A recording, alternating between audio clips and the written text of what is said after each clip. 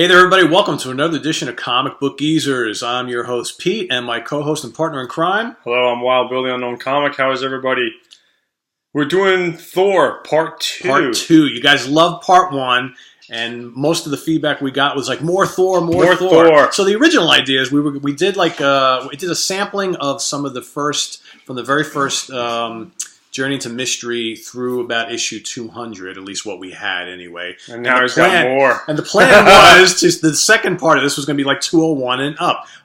Unfortunately, or fortunately, since we did that show, he and I have been to various Comic-Cons locally, and I got some stuff online. And he doubled his collection. My Thor collection from the early Journey into Mysteries and the pre-200s has increased dramatically. So we wanted to just show you a bunch of these Might as well. They're just too cool. This is a Pete episode. This is a me episode. So this is a lot of Jack Kirby stuff here and a little bit of Johnny Buscema. So let's just run through it. Journey into Mystery. Journey into Mystery number 111. Okay, so here we've got Thor fighting Mr. Hyde and the Cobra, which he fought quite a bit back then, and Daredevil fought them a lot. I mean, you would see these guys a lot. And what was the first Journey into Mystery? Number 83. 83. So this is now my oldest Journey into Mystery. You know, the oldest Thor. Oldest Thor, collection. Yeah. You know, the old stuff, I would say like issue 120 or 125, some of the storylines and the dialogue a little hokey, but still kind of cool. Kirby and company, I don't think really kind of hit their stride till about like issue 120 or so. So here's 113. This is where he's fighting the the Golem, I believe his name is. Look at that right there. Nice job. Look at that artwork. Yeah, and you can see here that's his alter ego, Dr. Donald Blake. Dr. Blake. Dr. Blake. With Thor towering over him. Classic Kirby stuff. Definitely cool. And then we go to number 116, the Trial of the Gods. You'll see Loki here, as well as Odin. Odin the Omnipotent, which he calls himself a lot in these early comics. I always laugh when And what does that mean? I haven't the slightest idea. Odin God of Asgard? I don't know. I don't know what omnipotent means. But it's a homework assignment. Anyone got a dictionary? Exactly. Issue number 117. This is kind of an interesting one here.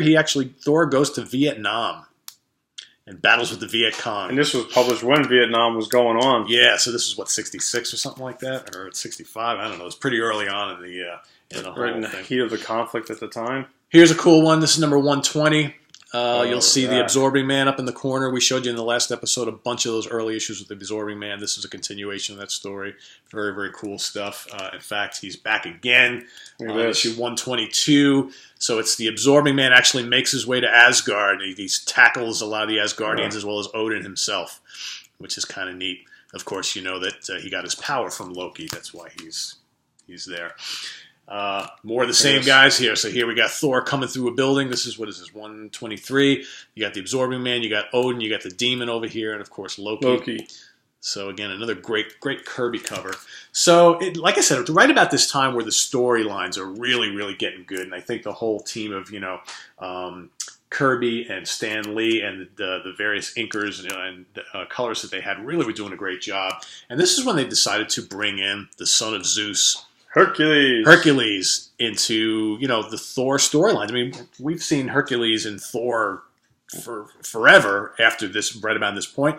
He was even in the Avengers for a while. Of course, he was in the Champions. So, Hercules got around. He had his own title in 81 or 82, a three-part series. He absolutely did. But, here, this was kind of like the introduction. So, he's from Olympus, and that was like another different parallel to Asgard, right? So you had Zeus, and his counterpart was Odin and Asgard. So basically, we told you this the first time. Hercules comes to Earth, and he's a big deal. And like Zeus would be like with Zeus and Hercules are Greek mythology, and Norse. Odin and Thor are from the Norse, Viking, the Norse, Valhalla, exactly. So kind of cool how Marvel did that. It's a very, very good idea. So he comes to Earth. He sees Jane Foster. He takes a liking to Jane Foster. Thor finds out about it. Not going to cut it, right? So what happens? Big time battle, folks. This is a kick-ass battle here. And actually what winds up happening is Hercules actually wins this battle because Odin's pissed at Thor and he takes away some of his powers, so Hercules can kind of at the end just the advantage. Pummels him. Yeah, exactly. But then, as we told you in the first part, though, as the whole story unveils itself, is that Hercules winds up signing a contract, what he thinks is to appear in a movie to Pluto, and it's actually Pluto in disguise as a movie agent, and he actually signs away his life to go be. Yeah, but that's in another episode, like after the 200s. Those issues when that happens. No, it's right in here. It's right in these because it's right because okay. The 130. Yeah, so it's all happening right around this time. So what winds up happening? Right, the ones I have are the reprints. Exactly. Yeah. Okay. So here, I know I've read those. So Hercules has got to go down to to Hades to be the new ruler down there and switch places with Pluto. The only way he can kind of get out of that, because he signed a contract, is to get someone to fight in his place. And Thor decides to be his champion. And even though these guys were at odds, he decides to go do it. So all these issues kind of have to do with that whole storyline. And of course, as you can imagine, Thor goes down there and pummels all the creatures and whatnot down. The competition. Yeah, exactly. And Pluto comes to his senses, and he's like, well, this is not going to work. So Hercules, we will rip up your contract. You guys can go away. You're off the hook. And then all of a sudden, Herc and Thor are all buddies and all that kind of stuff. So anyway. Drinking wine. It's a fun bunch of episodes here. Here you got number 131, Cool Space. Around this time, a lot of sci-fi elements creeping into the Thor comics because, of course, Jack Kirby was big into that. Science fiction. Yeah, even the Fantastic Four stuff around that time period. Very heavily into science fiction. He was into all these other worlds and stuff like that. Number 132, this is pretty cool. Another alien race comes to kind of take over Earth. Of course, Thor doesn't like that too much. For you Jack Kirby fans, you know that he branched out in the mid-70s with all kinds of titles like The Eternals, Devil Dinosaur, Machine Man, 2001 A Space Odyssey, which was a movie, but he adapted it and twisted it. Behold the Living Planet. You know who that is, right? Ego. What else here? So this is an interesting one. So issue number 136. Of course, Thor is in love with Jane Foster, but there's a problem there, right? She's a human and he's an immortal. He wants to marry her, so he brings her to Asgard to get the approval of Odin. And he says, well, on one condition, we have to turn her into an immortal. He turns her into an immortal. She's all scared, and she doesn't know if that's what she wants to do, whatever. And she's freaking out and all this kind of stuff. So actually what Odin winds up doing, he turns her back into immortal, sends her back to Earth, wipes out her memory. She has no idea of Don Blake or Thor, and she's got to go start her life anew, and Thor's got to move on. He wasn't really happy with it at the time, but you know what? Within a couple issues, he got over it because that's when the Lady Sif comes into his life, and that's she's an immortal like him. She's an Asgardian, so that was a much better fit. So in whose eyes, Odin's? Yeah, initially, but then Thor was like, "Okay, this is my lady." It took him a while because he was still thinking about Jane Foster for a while, but I think he finally got over her.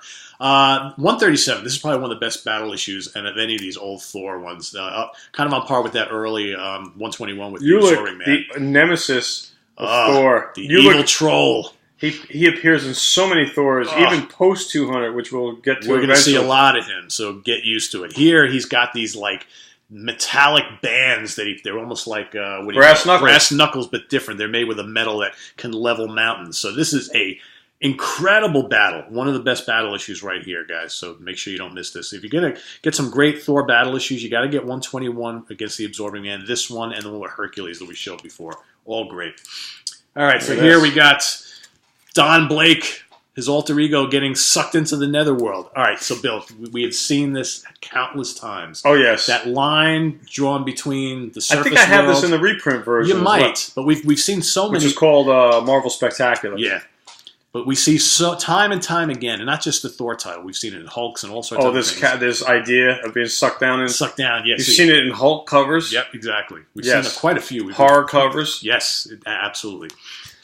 Speaking of Lady Sif, here she is. This is number 139. There she is. And she's a fighter. She is a fighter. She's a swordsman. All right, love this cover. The Growing Man, issue number 140. This is just classic Jack Kirby. Look at those colors. And this is a 50-year-old book right here. Look at how good. Maybe a little more. Yeah, probably. You're probably right. Look at that. This one we've seen. Bill's got a reprint of this one. This is against Replicus.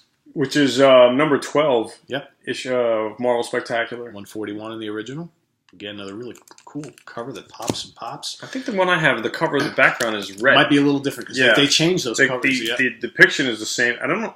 But yeah, the background is red on the one that I have. Yeah, we've seen that numerous times where they were on the reprints. They would alter the background art, the colors. So here we find him fighting against the Enchanters. Okay, again, more alien beings. Another cool battle Enchanters. issue. Yeah, pretty cool. Never heard of them. And here we go, number 144. Now, this is also a Marvel Spectacular reprint, which I have, which is issue 15, which was the first. What did they go up to in this? I'm not sure, but I only have the first. I only have between 1 and 19. Now, I wonder if they did consecutive from the originals, or where they picked and choose like specific like ones that were like kind of like in a series. I'm not sure. Yeah, that'd be interesting. Because I don't have every single one. I've got gaps. Like I have issue 1, then 5, and then 8, and 10, 12.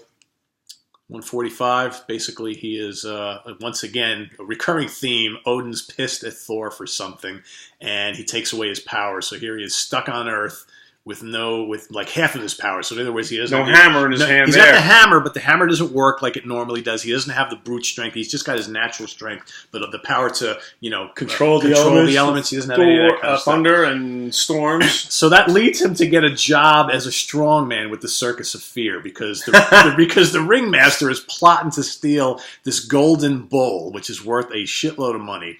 And so Thor is the strongman who's going to come and take it and carry it away. So Thor is actually calling himself Thor here, but he's dressed in civilian clothes, and the Circus of Fear just think he's some muscle guy who's acting like Thor. But he's in his Thor costume here on the Here he is, because he winds up getting his powers back. So yeah, really? So he kind of thwarts the whole thing. So Odin caved in? Odin always caves in. Odin always gets pissed at him, takes away his powers, and then gives them back. It's kind of crazy. I guess, forgiveness. It's like when you think about it, most teenagers or, young people always kind of piss off their parents at some point, right? So think of it as Thor getting like grounded and all that kind of stuff. Okay. So yeah, it's kind of cool. Again, this is the 60s, so. Stan Lee was a great writer. Oh, yeah. What an imagination. Here we have Loki. Okay. And so underrated compared to writers like Stephen King. Yeah. You know what I mean? Like, Stan Lee has such a vivid imagination, all the characters that he created in the Marvel Universe. Just really think about all those stories from the 60s and 70s especially. I mean, that's some pretty far out stuff. And to run a company, and in the 70s he had to relinquish and let other people take in because he just got so big with the company. He was like the spokesmodel for Marvel Comics. That's right. So here we have, you've probably seen this before. I think Bill's got the reprint of this. This is 148 where he fights the Wrecker. Yeah, I think the one I have is either issue 19. 19 of Fantasy? Yeah, it's either 17 or 19. This is also noteworthy, kind of like what happened with the Absorbing Man. The Wrecker was a just common kind of villain thief here, and Loki winds up enchanting him with... Actually, no, what winds up happening is the Norse queen, she actually thinks she's giving powers to... It's a perfect example of being in the right place at the right time. So Loki is unconscious in this building, and the Wrecker busts in, and the Norse queen winds up sending some extra powers to Loki to revive him, but Loki's passed out, so he's there, so he gets all these powers that were supposed to go to Loki. So now all of a sudden the Wrecker has enchanted with more He's got Loki's powers, so he can go fight Thor and pretty much kicking Thor's ass. So again, very similar to what happened. And there's Thor passed out. There he is. See that? Unconscious Thor.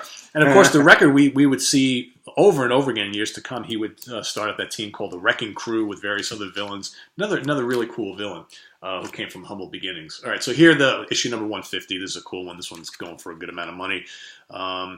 This is the appearance of Hela, goddess of death. Okay, she was just in the third movie. That's correct. Thor Ragnarok. And there's Mr. Loki again. Issue number 152.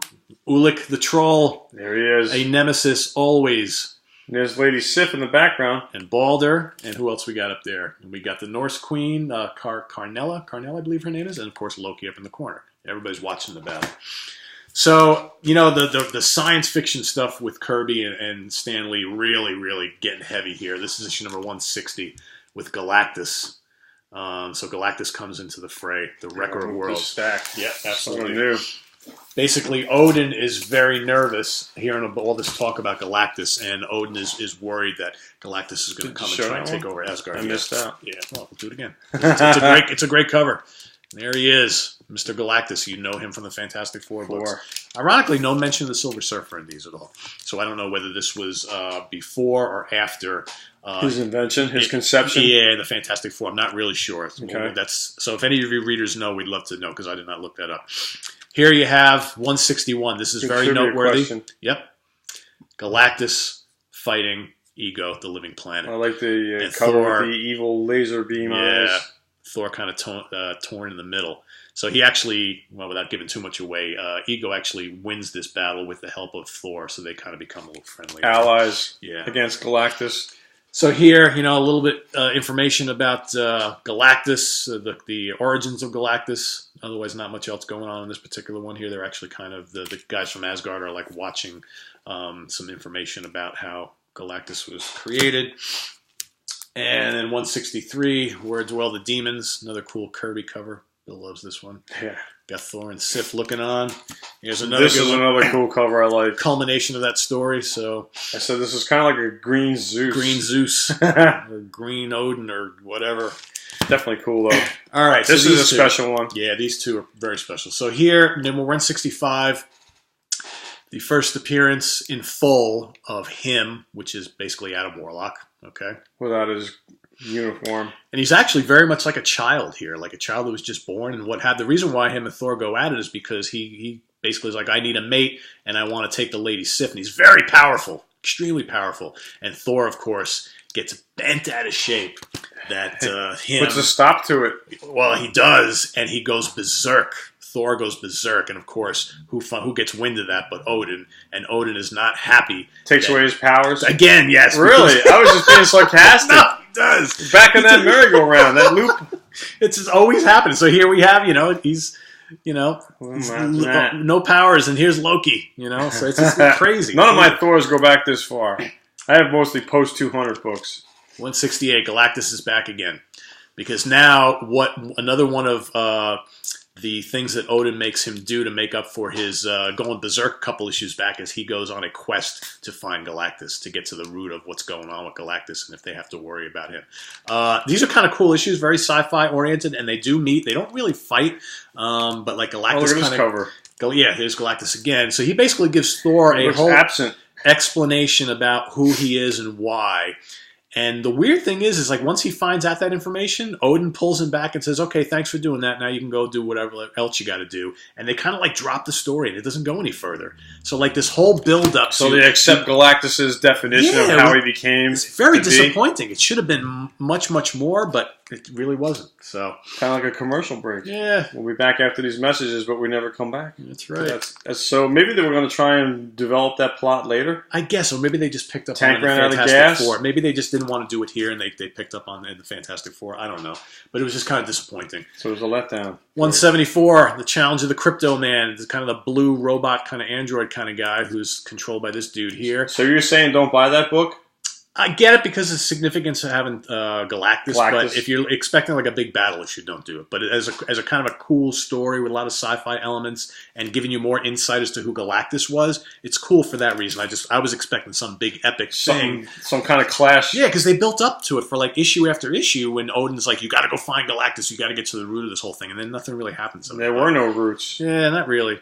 This is kind of noteworthy. The Crypto Man, another really good battle. Thor almost meets his match here. Crypto Man would show up later on to fight the Hulk in a future Hulk issue. Crypto Man. The Fall of Asgard. All right, we hinted at part 2 of this in the earlier episode. This is where Odin's in the Odin sleep to keep his immortality. He's got to go into this like extended sleep every so often. And of course, while he was doing that, what does Loki do? He sneaks into his chambers and steals the Odin ring, and whoever wears the Odin ring is the ruler of Asgard. So you know how that goes. Loki always wants that throne. Oh yeah, always. Issue number 178. This one's worth getting, folks. It's Thor comes across the Stranger, and the Stranger is actually holding a bunch of guys prisoner on his planet. One of them happens to be the Abomination, fresh off. That's the Abomination. Yep, fresh off of one of his battles with the Hulk. Remember when he got cast into space or whatever? Oh yeah. It was? So this is where he is right now. So of course, he winds up doing battle with Thor. And then here, Thor and Loki change places due to Loki's thievery. So this is actually Loki right here, and he's fighting Balder. This is a pretty cool book. And then my last two, this is actually what I'm going to show you right now. This up until recently was the oldest, well, probably still is, the oldest Thor that I have in my collection as far as my ownership of it. I actually got this when I was a kid, and it's in really poor shape. but where he's fighting the. It's still a cool looking cover. It is. The Demolisher was it Dulik? The Demolisher with a demolished cover. And yeah, exactly. Very powerful villain. And where'd you keep this one under your bed? In a box, I guess. For 45 years or more. Right. Actually, almost 50. Got a lot of 50 years. Torn edges and everything. Yeah, so it's been moved around a lot. It's been, but you know what? I pulled it out and read it the other night, and it's still good on the inside. It's holding up. Yeah, the inside is not too bad. Continuation of that in the last book I'm going to show today. In order to beat that guy, that villain, guess who has to join the fray? The Silver Surfer. Okay, and he brings just what the doctor ordered. So very, very cool. And this was actually a 25 center, so this was kind of like a double issue, double size. And then Bill's got one more. I picked this up recently last weekend at a Comic-Con. And this is the oldest Thor in my collection. This is 194. A continuation of the story that Pete just showed you. Yep. Again, I love the use of the color yellow. Yeah, and again, back in the early 70s, no barcode, which allows more for the beauty of the cover. I've always never liked the barcode on the front. I always thought they should have put it on the back page. Makes no sense, right? But that wraps up part 2 of our Thor episode. Stay tuned. We definitely will do a part 3 at some point. Yep. And we have other things coming at you, like the She-Hulk, and we're going to do the Defenders. And we got a very special, our favorite hero versus hero battles. Hero conflicts. Yes. So stay tuned. I'm Wild Bill saying thanks for watching. And I'm Pete. See you We'll see you next time. Take care. Bye.